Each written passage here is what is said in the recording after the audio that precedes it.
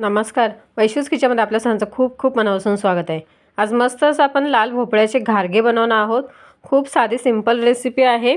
त्यासाठी काय करायचं आहे, भोपळा घ्यायचा आहे. आपल्याला जेवढे बनवायचं असेल त्याच्या हिशोबाने घ्यायचं आहे. मी इथे थोडीशीच बनवते. भोपळा घेतलेला आहे, स्वच्छ धुवून वगैरे घेतलेला आहे. हे दोन भागामध्ये जसा होता तसाच घेतलेला आहे. तो आता एका डब्यामध्ये ठेवलेला आहे, म्हणजे एक किंवा टोपामध्ये, वाडग्यामध्ये, कशाहीमध्ये ठेवा. आणि मी कुकर लावत होती तर म्हटलं त्याच्यामध्येच आपण डायरेक्ट वाफवून घेऊया. फक्त त्याला वाफवूनच घ्यायचं आहे, त्याच्यामध्ये पाणी वगैरे काहीच टाकायचं नाही आहे.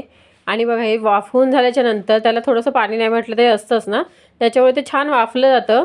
आणि त्याच्यानंतर आता हे बाजूला काढून घ्यायचं आहे आणि थोडंसं त्याच आता भांड्यामध्ये मी किसून घेते आहे. आता हे किसून घेतल्यानंतर किंवा तुम्ही किसून घ्या किंवा तुम्ही स्मॅश करून घ्या, कारण का भोपळा चांगला शिजला जातो वाफेवर मस्त असं. आणि किसता किसतामध्ये त्याची सालही काढून टाकायची आहे, कारण का साल खूप जाड असते त्याच्यामुळे ती घ्यायची नाही आहे. तुम्ही शिजवायला टाकताना तेव्हा आधी काढून घेतला तरीही चालेल. आणि किसून झाल्यानंतर आपण त्याच्यामध्ये गूळ टाकणार आहोत. हा गूळ आपल्या चवीनुसार किंवा आपल्या आवडीनुसार किती आपण गोड खातो त्याच्या हिशोबाने घ्यायचा आहे. आणि तो छान मिक्स करून घ्यायचा आहे.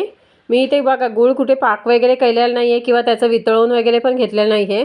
फक्त असाच गूळ घेतलेला आहे, जो आपला नॉर्मली फक्त आपण सुरीच्या साहाय्याने किंवा वेळीवर वगैरे आपण चिरून घेतो ना, किसून घेतो तशा हिशोबानेच घेतलेला आहे.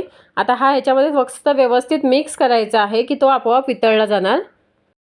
आणि थोडंसं मिक्स करून झाल्यानंतर ह्याच्यामध्ये चवीनुसार थोडीशी वेलची पूड टाकायची आहे, चिमूटभर अशी. आणि चिमूटभर असं हळद टाकलेली आहे. चवीनुसार थोडंसं मीठ टाकलेलं आहे. आणि आता हे पुन्हा व्यवस्थित मिक्स करायचं आहे. छान जिन्नस एकजीव व्हायला पाहिजे, त्या हिशोबाने आपण हे करायचं. आणि गुळही छान मिक्स व्हायला पाहिजे. आता इथे मी जरा घाई गडबडीतच करायला घेतलं, कारण का अगदी जेवणाच्या वगैरे टायमावर जेव्हा बनवतात ना आपल्याला पाहिजे असं त्या टायमाला घेतलं बनवायला. त्याच्यामुळे मी इथे त्याला रेस्ट दिलेली नाही आहे. तुम्ही पाहिजे तर असं करून मिक्स करून ना थोडंसं 5-10 मिनटं रेस्ट दिलात ना की ते छान मिक्स होतं आणि गुळही व्यवस्थित वितळला जाऊ शकतो. तुमच्याकडे टाईम असेल तर तुम्ही नक्कीच रेस्ट द्या त्याला. आता इथे मी टाकलेलं आहे तांदळाचं पीठ, मस्त चाळून वगैरे घेतलेलं तांदळाचं पीठ आहे. आणि हे असं टाकायचं आहे जेवढं त्याच्यामध्ये राहील ना त्या हिशोबानेच टाकायचं आहे. कुठेही आपल्याला याच्यामध्ये पाण्याचा वापर वगैरे नाही करायचा आहे. जो भोपळ्याचा किस आणि जे गुळाचं पाणी थोडंसं सुटतं ना त्या याच्यामध्येच आपण व्यवस्थित मिक्स होईल असं आपण मळून घ्यायचं आहे. त्याच्यानंतर त्याचे गोळे तयार करायचे आहेत आणि गोळा थापून घ्यायचा आहे, म्हणजे याचे वडे तयार करायचे आहेत. प्लॅस्टिकचे पिशवे वगैरे आपले नॉर्मल वडे थापतो तसे थापून घ्यायचे आहे, थोडंसं तेल वगैरे लावून. त्याच्यानंतर साईडला कढई गरम करायला ठेवलेली होती, तेल टाकून मस्त तेलही गरम झालं आहे. त्याच्यानंतर याच्यामध्ये वडा सोडायचा आहे आणि वडा छान आपण त्याला आता शेकवून घ्यायचा आहे दोन्ही साईडने गोल्डन ब्राऊन कलर येईपर्यंत. एका साईडने थोडंसं शेकत आला की आपण दुसऱ्या साईडने पलटून घ्यायचं आहे. इथे थोडंसं वरती स्पॉट येतील, तुम्हाला वाटतंय थोडंसं ना, ते कशामुळे तर गुळामुळे. गुळ माझ्या इकडे चांगला व्यवस्थित वितळला गेला नाही प्रॉपर असं, त्याच्यामुळे थोडंसं नंतर स्पॉट्स दिसतील.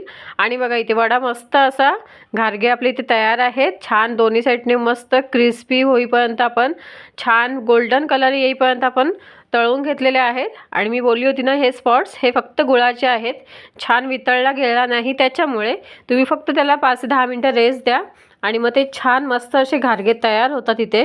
आणि ही रेसिपी माझ्या आईची आहे, मला माहीतही नव्हतं. फक्त घारग्याचं नाव ऐकलं होतं यूट्यूबला वगैरे, पण कधी बनवलेही नाही आणि कधी खाल्लेही नाही. पण खायला खरंच खूप डिलिशियस लागतात आणि छान क्रिस्पी झाल्यामुळे. फक्त मी तांदळाचं पीठ वापरलं आहे ना त्याच्यामुळे क्रिस्पी झाले.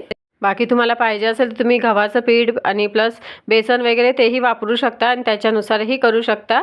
त्याने थोडेसे सॉफ्ट नरम असे आपले होतात घारगे. पण मला मात्र क्रिस्पी पाहिजे होते म्हणून मी फक्त तांदळाचं पीठ वापरलेलं आहे माझ्या आईने. मस्त असे आपले घारगे तयार आहेत. कशी वाटली मग आजची ही रेसिपी? आय होप तुम्हाला आवडली असेल. आजची ही रेसिपी आवडल्यास व्हिडिओला लाईक शेअर सबस्क्राईब. थँक्यू.